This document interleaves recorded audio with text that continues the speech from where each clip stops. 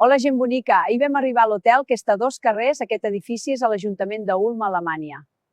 Volíem arribar fins aquí perquè és una ciutat molt maca. De pas, també volíem ensenyar-vos la Senyera de Catalunya, que és a la façana de l'Ajuntament.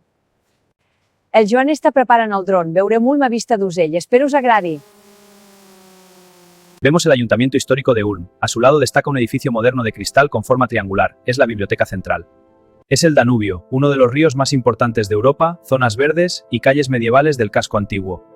En la fachada vemos el escudo de Cataluña y el de Castilla, pero no el de España porque en esa época España no existía.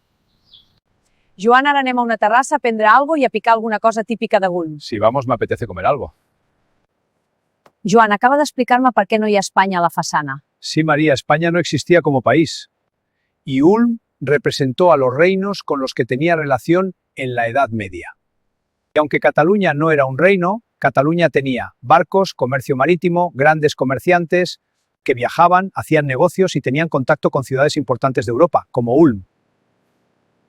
Gràcies, Joan, molt bona explicació. O sigui que Catalunya i Castella eren grans comerciants que viatjaven a Europa. Castilla no era marítima, pero era un reino grande y poderoso y controlaba rutas terrestres. Producía y comerciaba con productos muy valiosos como lana, sobre todo. Ulm estaba en el centro de Europa y era un nudo de rutas comerciales por tierra.